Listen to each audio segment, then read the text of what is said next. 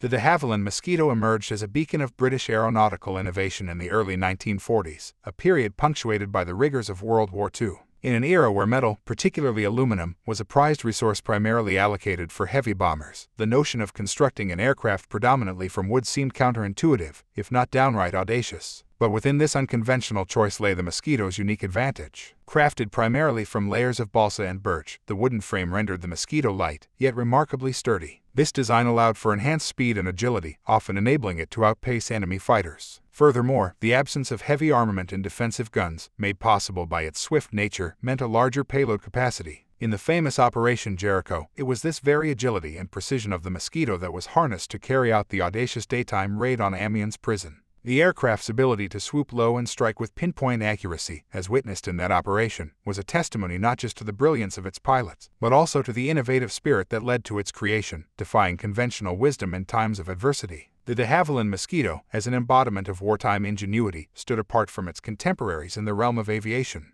Its distinctiveness primarily arose from its predominant use of wood in its construction. The exigencies of wartime, with metals in short supply and largely reserved for heavy military machinery, nudged designers toward this seemingly unconventional material. But what might have initially appeared as a compromise turned out to be a masterstroke. The wooden composition, primarily a sandwich of balsa wood between sheets of birch, endowed the Mosquito with an incredible lightness. This, in turn, translated into exceptional agility and speed, often enabling it to evade or even outrun enemy interceptors. Moreover, its wooden frame offered an additional, unintended advantage, a reduced radar signature, making it a stealthier adversary than its metal counterparts. Enemy pilots, accustomed to chasing down metal bombers, often found themselves perplexed by the elusive Mosquito. The very material that might have been dismissed as a step backward in aviation design turned out to be one of the Mosquito's greatest strengths, a reflection of innovation born from necessity. This craft, straddling the line between audacity and brilliance, underlined the importance of adaptability in the ever-evolving theater of war. The de Havilland Mosquito's design wasn't just notable for its innovative use of wood, it was a masterclass in aerodynamic efficiency. With its streamlined form, the Mosquito was meticulously crafted to minimize air resistance. Every curve, every edge was honed to optimize its performance in the skies. This sleekness allowed the Mosquito to slice through the air with unparalleled ease, likened to the effortless glide of a hot knife through butter. Powered by twin Rolls-Royce Merlin engines, renowned for their reliability and power, the aircraft could achieve speeds in excess of 400 miles per hour. This was a phenomenal feat for a plane of its size and class, especially during the 1940s. Most of its contemporaries simply couldn't keep up.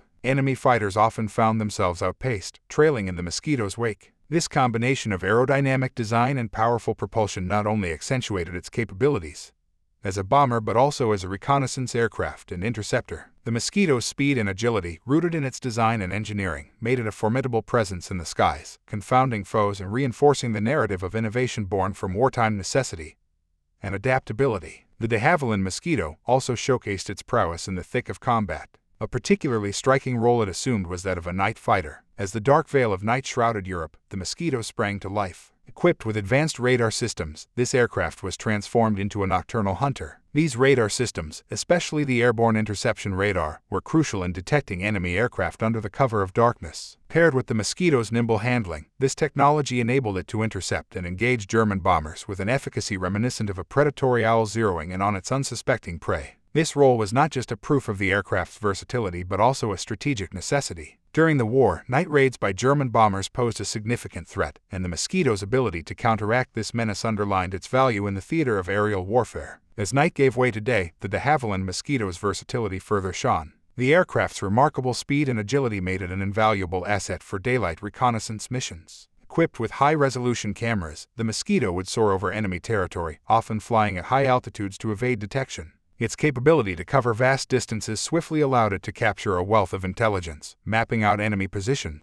fortifications, and key installations. This intelligence played a pivotal role in strategizing subsequent Allied operations, ensuring they had the upper hand with updated battlefield data. But the Mosquito was more than just a reconnaissance marvel. When the situation demanded, it adeptly transitioned into a bomber role. Thanks to its spacious bomb bay and lack of heavy defensive armament, the Mosquito could carry a substantial payload. Moreover, its pinpoint accuracy ensured that it delivered these munitions right where they were needed most. Whether darting through the skies to gather critical intel or diving in to deliver a decisive blow to enemy targets, the Mosquito showcased its multifaceted capabilities, continuing its legacy as a formidable presence in both the silent collection of information and the roaring heat of battle. The German Air Force, the Luftwaffe, renowned for its early war dominance and tactical innovations, found itself taken aback by the unexpected challenge posed by the de Havilland Mosquito. The concept of a wooden aircraft, especially one as fast and versatile as the Mosquito, hadn't been within their realm of expectation. Often termed the wooden wonder or the timber terror, the Mosquito swiftly became the bane of the Luftwaffe.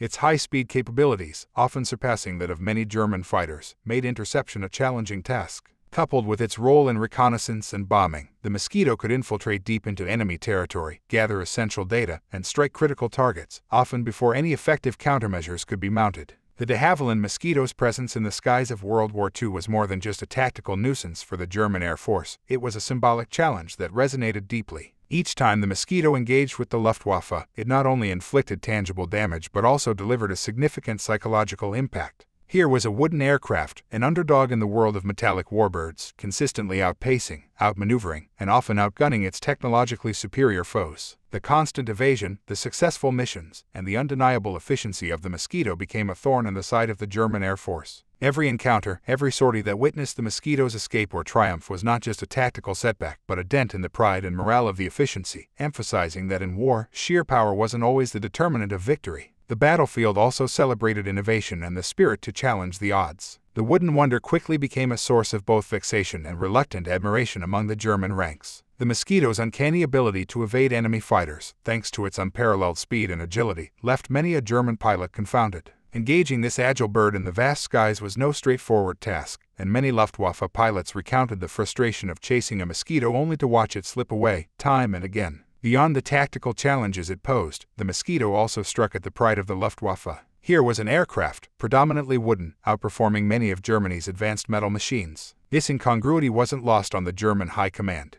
They introduced tactics and even specifically tasked squadrons to counter the Mosquito threat. Over time, the respect for the Mosquito within the Luftwaffe's ranks became palpable. Some German pilots, in private moments, even expressed a begrudging admiration for this British marvel. While the war saw many machines vying for dominance in the skies, the Mosquito's unique story of outwitting the mighty Luftwaffe became a testament to innovation, strategy, and the element of surprise. Following its exceptional contributions in World War II, the de Havilland Mosquito didn't simply fade into the background.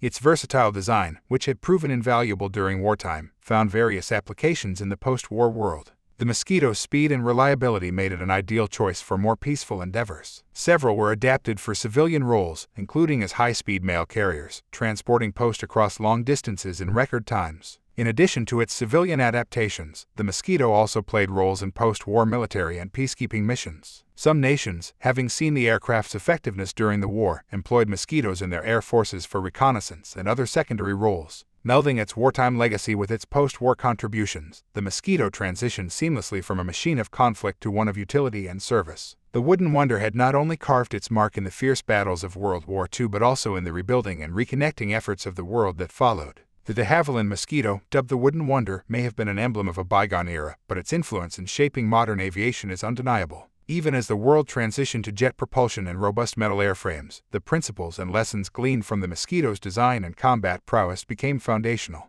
This aircraft, primarily constructed from wood, had defied contemporary norms, showcasing that innovation wasn't solely about new materials or advanced engines, but about reimagining possibilities. The Mosquito's multifunctional capability, from bomber to reconnaissance, from fighter to civilian applications, underscored the value of versatile aircraft designs. Modern multi-role aircraft, capable of executing various missions, can trace their design philosophy back to pioneers like the Mosquito. Furthermore, its emphasis on speed and agility as primary defense mechanisms resonated in subsequent aircraft designs, emphasizing swift, evasive action over heavy armament. The de Havilland Mosquito stands as an emblematic figure in the vast tapestry of aviation history. Often referred to as the wooden wonder of World War II, it defied convention, challenging established norms of aircraft design and capability. At a time when metal seemed the natural choice for combat aircraft, the Mosquito embraced its wooden composition, transforming what some might see as a limitation into a groundbreaking strength. This was not just a plane, it was a statement, an embodiment of innovation, adaptability, and the unyielding spirit to push boundaries. Its audacity was palpable, not only in its construction but in its battlefield roles, from daring raids like Operation Jericho to nocturnal pursuits of German bombers. Few would have predicted that this wooden marvel would become the bane of the mighty Luftwaffe. The Mosquito's journey, from its inception to its diverse roles and lasting legacy, underscores the power of unconventional thinking and determination.